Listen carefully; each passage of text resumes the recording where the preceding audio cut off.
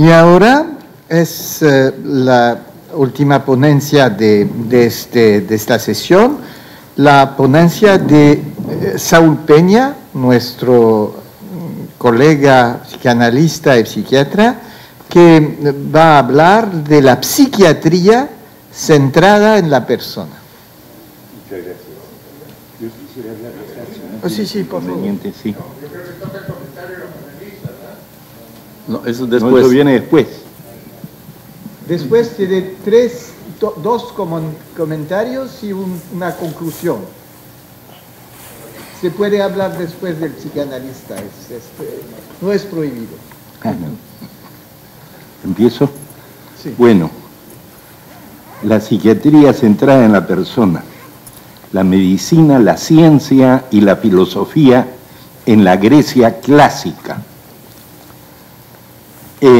Voy a citar unas palabras de Platón, en la cual manifiesta que Sócrates refiere que así como no debiera intentarse curar los ojos descuidando la cabeza, ni ésta sin atender a todo el cuerpo, así tampoco es posible curar el cuerpo sin tratar el alma.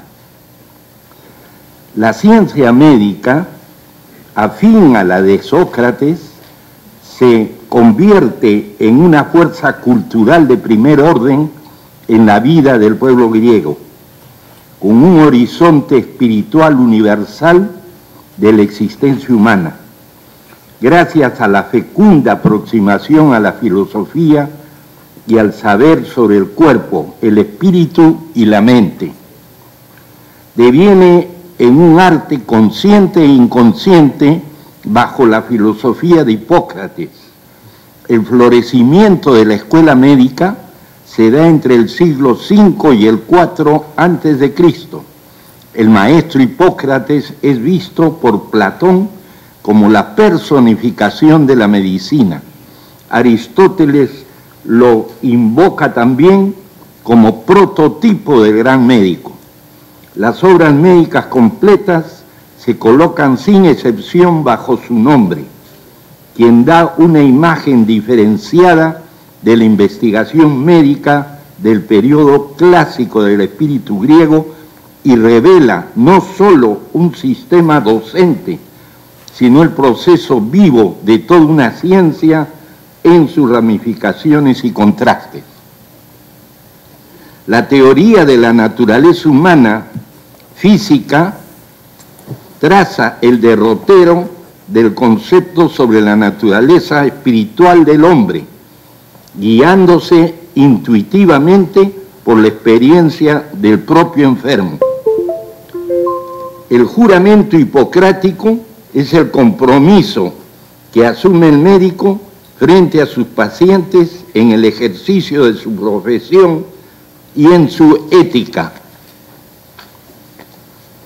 La filosofía de Platón y Aristóteles muestra la importancia científica del nuevo método y del nuevo modo de pensar en la ciencia médica, central en la paideia, aspecto sustancial de la filosofía, palabra griega que significa educación, designando con ello la integral, plena y rigurosa formación intelectual y espiritual del hombre, configurándola como un humanismo. Hay un paralelo entre la terapéutica del alma y la ciencia del médico. La trascendencia de la contribución de Sócrates y de Platón en la lucha de la filosofía para establecer los valores humanos constituiría el axioma supremo de la teoría médica hipocrática y la expresión fundamental de la concepción teleológica de la vida del hombre y de la educación. En el Simposium de Platón, el médico Ereximaco desarrolla la esencia del eros desde el punto de vista de la medicina y de la filosofía de la naturaleza. Aristóteles considera dos actitudes ante toda ciencia. Una que merece el nombre de conocimiento científico y otra de cultura. Entiende la capacidad de discernimiento del hombre, culto, acompañada de un sentimiento en cuanto al modo de tratar a una persona. Se insinúa la trascendencia del vínculo médico-paciente. Se valora la importancia primigenia de la persona y cómo vive. Aristóteles acompaña sus sustentos con una máxima ética.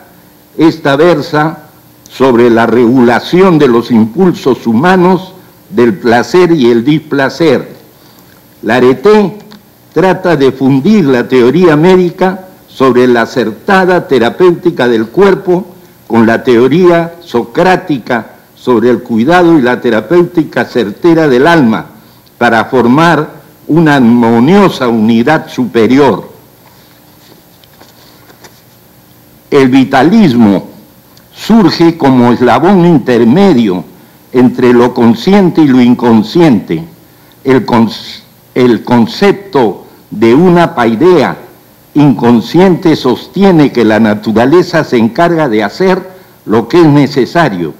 La razón inconsciente de la naturaleza se interpreta como algo análogo a la cultura inconsciente del hombre. Esta idea hipocrática cala hondo. Así la paideia tiene en su avanzada inconsciente y espontánea en la naturaleza misma. En lo que antecede vemos una idea precursora de Freud. Este punto de vista espiritualiza lo natural y naturaliza lo espiritual. El pensar es para el hombre el paseo del alma. Los sueños cobraron importancia cuando el alma se convirtió en el centro del pensamiento en el siglo IV a.C. La medicina griega es al mismo tiempo la raíz y el fruto de una concepción del mundo y de la individualidad espiritual del hombre. Luego, he considerado indispensable introducir la expresión de mi sentimiento luego de haber estado íntimamente vinculado a él en múltiples formas. Freud, un compromiso con lo humano, el psicoanálisis. Al preguntarnos qué generó en Freud este descubrimiento, su curiosidad, profundización y compromiso, surge una respuesta: el ser humano.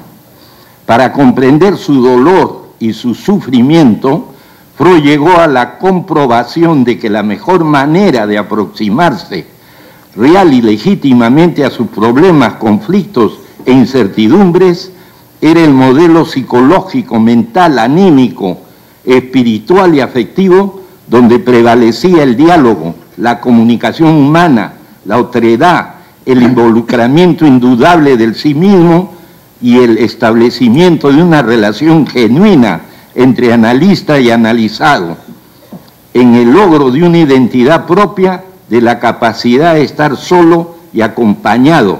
Era imprescindible facilitar gradualmente la libertad intrapsíquica, expresión evidente de salud mental acompañada de la responsabilidad del devenir personal pleno.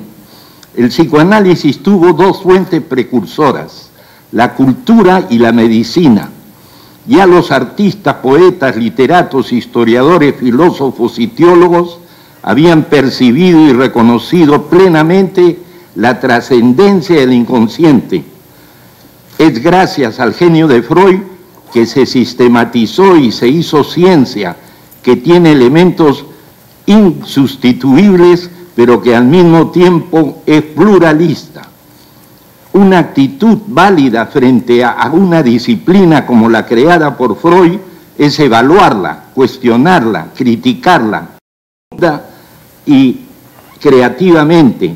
Toda actividad científica o humanista, en este caso el psicoanálisis, debe confrontar esta experiencia que permite esclarecer desconocimientos, malentendidos, mitos y mala fe, o intenciones destructivas, deformantes, trastocantes e idealizantes. Me parece lo más adecuado seguir su propia metodología, es decir, la asociación libre. ¿Qué significa asociar libremente? Significa transmitir los pensamientos, sentimientos, fantasías, impulsos, deseos, sueños, por más insignificantes, irrelevantes, vergonzosos y horribles que sean, de la manera más auténtica y honesta posible. Esta experiencia está íntimamente vinculada no solo a la historia de nuestra ciencia y a todas sus vicisitudes, sino a nuestra propia historia. De ahí que le dé una importancia especial a nuestra visión del mundo, influida por nuestras experiencias interpersonales tempranas y significativas durante la vida. Es sorprendente que una ciencia que en la raíz es instintiva de vida y de muerte, llegue a tener un tallo, hojas, flores y frutos que constituyen en su integridad valores superiores. La autenticidad vendría a ser otra de las expresiones sustantivas del análisis. Este conduce al predominio de lo creativo sobre lo destructivo. Pueden integrarse en un eros y un tánatos creativo, lo que llamo libidinización de la agresión o agresificación creativa del eros, en contraste con la agresificación destructiva de la libido. Otro factor imprescindible es el valor de la presencia e importancia de la madre, del padre, de la relación de la persona con cada uno de ellos y de la relación entre ellos mismos. Expresiones valiosísimas de la existencia, como son el amor, la amistad, el trabajo, etc., se encuentran amenazadas por perturbaciones múltiples. El análisis tiende gradualmente a hacer que la persona recupere, rescate, restituya su incapacidad, su imitación o impedimento de vivir y amar plenamente, en términos válidos y reales, dentro de un espacio y un tiempo, y desarrollar la capacidad de un sufrimiento saludable y resolutivo. En el análisis y en la vida es sobresaliente la noción de inconsciente. Produce una revolución no solamente en el mundo científico, sino en el mundo psicológico, ideológico, filosófico y ético. Esta permite aproximarse a la comprensión de fenómenos, decisión, despersonalización, desrealización, disociación y desintegración. Y es aquí donde surge el reconocimiento de la ideología inconsciente con una fuerza trascendente de lo primario, donde se estructura legítima y realmente la moral y la ética personal. La sexualidad no enferma cuando bajo una apariencia de seducción se esconde la utilización con un fin destructivo y no libidinal. Es el uso aparente de la sexualidad, pero trastocada con un fin destructivo. El presente es tan importante como el pasado y lo consciente tanto como lo inconsciente. Hay que tender a la integración y a la imaginación creativa, incluyendo el conocimiento real, intuitivo y empático como preventivo y facilitante del futuro. La experiencia subjetiva es una combinación de aspectos inconscientes actuando sobre hechos reales. Muchos creen que lo subjetivo no es objetivo y que perturba la objetividad. Planteo la subjetividad objetiva que no postula sino ilumina la objetividad y que en esencia por sí misma es ya objetiva, pasión lúcida. El psicoanálisis aspira a un cambio profundo, real, estructural, no paliativo, superficial, transitorio ni aparente. El psicoanálisis peruano se distingue por sus características propias. 1. La ideología humanista de sus miembros. 2. Su carácter antidogmático. 3. La importancia que le damos al vínculo, no solamente a los aspectos del paciente, sino a los del analista y a la conjunción de sus conscientes e inconscientes. 4. El analista no es un personaje ideal, sino real. Tiene que ser consciente de su potencial patología y desde ahí rescatar la posibilidad de una mutualidad y un nosotros. Y por último, en su aplicación, tiene una orientación hacia lo social, lo mítico, lo histórico, lo cultural, lo estético y lo ético. Es decir, consecuente con la orientación que el mismo Freud le dio, no solo interdisciplinario, sino transdisciplinario en lo clínico, social y cultural. Tengo el honor y el privilegio de haber iniciado, fundado, participado y desarrollado el psicoanálisis en estos casi 50 años de existencia en el Perú, habiéndose ya formado 11 promociones y 76 psicoanalistas formados y calificados en el Perú. Como dijo Freud, el psicoanálisis no es algo que se puede aprender solamente leyendo, sino viviéndolo, sintiéndolo, experimentándolo, sufriéndolo y gozándolo. Sentir el inconsciente como si fuera la médula del ser humano, tener un instinto de vida y uno de muerte, eros y tánatos, internalizar las experiencias. Freud para mí significó la integración de lo instintivo que es vida, nacimiento, creación, muerte, connubio, coito, amor, pasión. Esto va unido al yo y a los valores en un mensaje vital, ético y estético. Como no se va a admirar el genio de un hombre que se ha comprometido auténticamente en su vida en un vínculo consustanciado con el ser humano, sus relaciones, la cultura, la amistad y el amor. Y por último, no podía dejar de comunicar lo que van a escuchar, que es Seguín, la psiquiatría y la psicoterapia. Y él dice esto antes de morir, estas palabras: moriré convencido de que dejo la flor de una existencia ardida en la luz del amor. Mi gratitud y reconocimiento al maestro Seguín, Alberto Seguín, proviene del privilegio de haber participado de una relación significativa, trascendente como discípulo de él desde 1952. Viajé a Londres a fines del 63 a continuar mi formación psiquiátrica, psicoterapéutica y a iniciar mi formación psicoanalítica en el Instituto de Psiquiatría de la Universidad de Londres y en el Instituto de la Sociedad Británica de Psicoanálisis, regresando al Perú a fines del 69 a cumplir con mi anhelo de iniciar el movimiento psicoanalítico en nuestro país.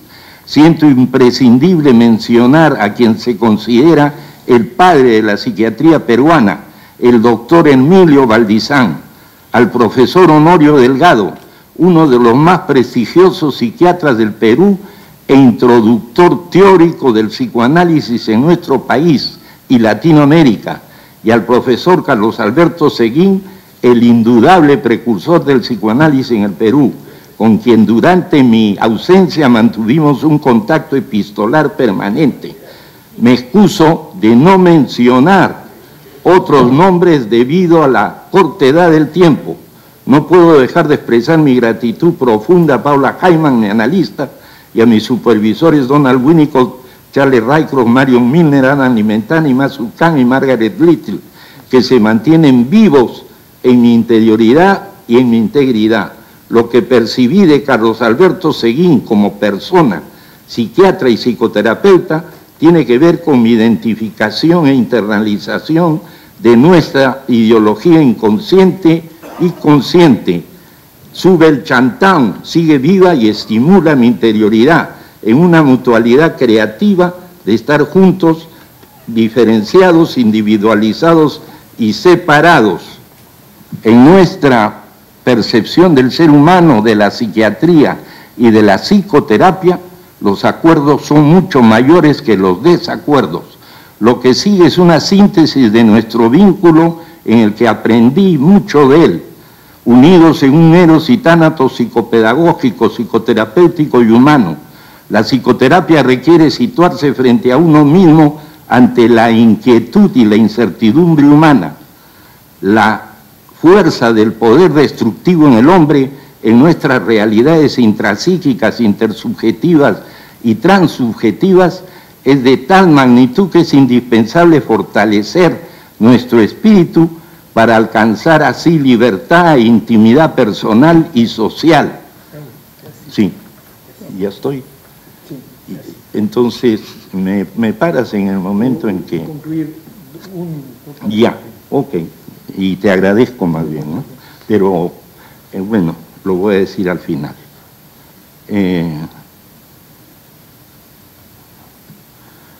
Seguín no solo sabía, sino que sabía enseñar. Decía que la vida había que vivirla, como dice Goethe, en la integridad, la plenitud y la belleza, con ansia de descubrir, con una pasión lúcida, como digo yo, y con el intento de encontrar respuestas a interrogantes, enigmas y misterios.